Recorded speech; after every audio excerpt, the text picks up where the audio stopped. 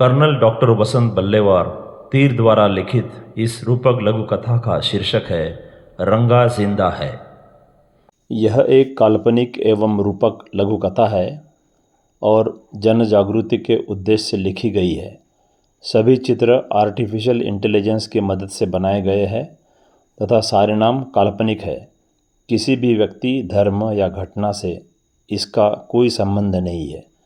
उसका मेल खाना महज एक इत्तेफाक है। शांति रोज तड़के खेत में काम करने जाती थी। उसे कोई डर नहीं लगता था। कुछ हद तक वो खुद भी कुछ बेखबर, बेफिक्र और बिंदास थी। रोज का आना जाना जो था उसका खेत की सीमा से लगकर जंगल था। गांव के लोग अक्सर जंगल में काम करने जाते थे। उस इलाके में शेर चीते भी थे, शिकार करते और जीते थे। पर एक शेर था रंगा, बाकी सबसे अलग था। उसे कम मेहनत और आसानी से शिकार करना पसंद था। वह अक्सर कहीं ना कहीं बैठा ही दिखता था। मौका मिलते ही कमजोर और छोटे प्राणियों का शिकार करता और बाकी समय बैठा ही रहता था। वो दिखने में खूंखार नहीं था, बल्कि शानदार और रुबाबदार दिखता था। इलाके में उसकी प्रसिद्धि हो रही थी। दूर दूर से लोग उसे देखने आते थे, फोटो खींचते थे और वो इसका आदी हो गया था। उसकी वजह से इलाके में पर्यटन और लोगों की आमदनी भी हो रही थी। एक रात अचानक गांव के सरहद की झोपड़ी से एक 12-15 साल की लड़की गायब हुई। लोगों ने उसे हर जगह ढूंढा, जंगल पूरा छान मारा। एक जगह उसका खून में लथपथ बचा हुआ शरीर मिला। जंगली जानवर के कदमों के निशान देखे। लोगों ने उन निशानों का पीछा किया। झाड़ी में एक शेर बैठा नजर आया। उन्हें लगा कि यह कारनामा इस शेर ने किया है। लोगों ने योजना बनाई, चारों ओर से आग लगाई और शेर को पीट पीट कर मार डाला। उससे थोड़ी ही दूरी पर रंगा एक बड़े पत्थर पर बैठा आराम कर रहा था और मन ही मन मुस्कुरा रहा था। कुछ दिन बाद एक और घटना हुई। जंगल में एक पेड़ के नीचे लड़की का विक्षिप्त शव मिला। उसी पेड़ पर एक तेंदुआ बैठा था। लोगों को उसी पर शक हुआ। लोगों ने योजना बनाई, चारों ओर से आग लगाई और उसे भी पीट पीट कर मार डाला।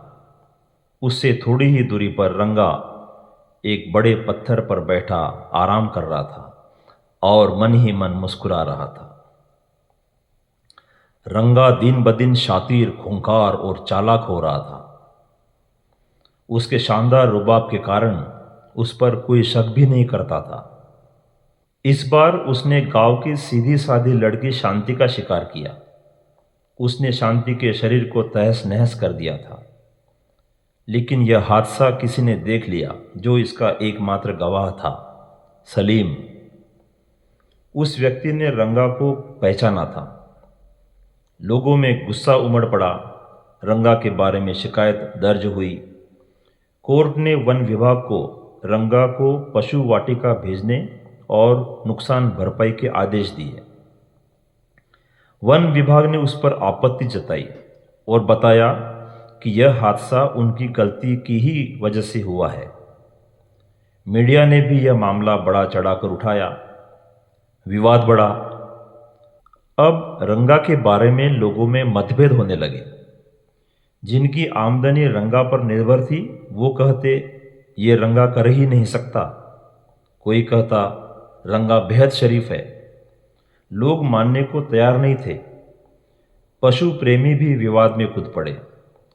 नेतागण कैसे पीछे रह सकते? मीडिया में चर्चा होने लगी। शांति के माँ बाप भी सवालों के घेरे में आए। उसे अकेले क्यों जाने दिया? किसी को उसके साथ जाना चाहिए था। वह तो शेर है, वो तो ऐसे करेगा ही। आपको अपनी बेटी की सुरक्षा के प्रति सतर्क होना चाहिए था। माँ बाप का बेटी खोने का दर्द तो सबसे नज़रअंदाज होकर रह गया। रंगा तो शेर है, पुलिस और मीडिया की पहुंच से दूर। किसी ने शक की सुई सलीम पर घुमाई। कहीं यह वारदात उसने तो नहीं की होगी। फिर क्या था? सलीम अरेस्ट हुआ। पुलिस, डिटेंशन, इंटरोगेशन, मीडिया, सब के सब मैदान में आ गए। तुम वहां क्या कर रहे थे? क्या तुमने अपनी आंखों से देखा? रंगा ने शांति को कैसे पकड़ा था? क्या उसका चेहरा तुम्हारी तरफ था? फिर तुमने उसे कैसे पहचाना? तुम कैसे कह सकते हो कि वह रंगा ही था? क्या तुमने शांति को बचाने की कोशिश की? कहीं तुमने शांति की यह हालत तो नहीं की? क्या तुम यह साबित कर सकते हो कि यह तुमने नहीं किया? और कई सारे अनगिनत सवाल, लाई डिटेक्शन, डीएनए टेस्ट और क्या क्या। आनन फानन में पुलिस ने प्रेस कॉन्फ्रेंस भी बुलाई और पूरी घटना का ब्यौरा विस्तार से बयान किया और बता दिया कि अपराधी उनकी गिरफ्त में है। सराहना हुई, तालियां बजी। बेचारा सलीम बेवजह ही पिसा जा रहा था। सलीम अपना आत्मविश्वास भी खोने लगा था। अब रंगा समझ चुका था कि लड़कियां सबसे आसान शिकार होती है। बचाओ बचाओ चिल्लाती है पर खुद का बचाव नहीं कर सकती। उन्हें तो छिपकली और कॉकरोच से भी डर लगता है। डर में उनके मुंह से आवाज भी नहीं निकलती, ना ही उनसे कोई खतरा होता है। मामला थोड़ा हल्का हुआ ही था कि एक और घटना हुई। शांति के ही कदकाठी की एक लड़की की वही दुर्गति हुई। अब मामले ने फिर तूल पकड़ा। सलीम के बचाव में उफान आया। लोग सड़क पर उतर आए। रंगा के डीएनए टेस्ट की भी मांग हुई। स्वयंसेवी पशु प्रेमी संगठनें, वन विभाग, राजनेता सभी रंगा को बचाने में जुड़ गए। पशु प्रेमी संगठनों ने रंगा बचाओ आंदोलन शुरू किया। शांति के लिए मोमबत्ती मार्च निकला। हमें इंसाफ चाहिए, दोषी को फांसी दो, ये नारे लगे। सबकी अपनी अपनी दिलचस्पी थी। खैर, अंत में फैसला आया। गुनाहगार रंगा ही है, यह साबित हुआ। उसे पशु वाटिका भेजने के बजाय जंगल में ही सुरक्षित जगह बाड़ा बनाकर नजर कैद में रखने का आदेश आया। अब वहां पर उसका हर समय ख्याल रखा जाता है। सुबह शाम उसे अच्छा मांस दिया जाता है। वो वहां पर पत्थर पे बैठकर धूप सेकता है और मन ही मन मुस्कुराता है। और भी शानदार दिखने लगा है। शांति को सब भूल चुके हैं। उसके माता पिता के बारे में किसी को पता नहीं। रंगा अब भी जिंदा है, धूप सेक रहा है। अपने देश में ऐसे कई रंगा इंसान के भेष में घूम रहे हैं।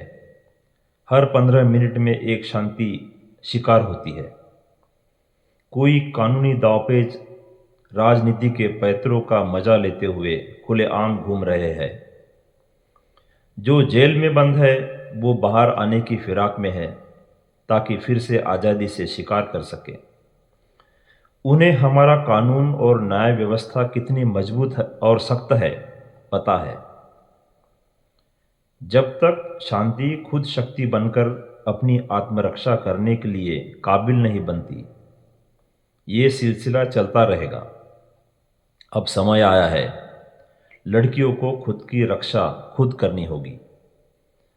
आत्मरक्षा के लिए कृपान, पेपर स्प्रे आदि आत्मरक्षा के सामान हमेशा अपने पास रखना होगा और उसका इस्तेमाल करना भी सीखना होगा।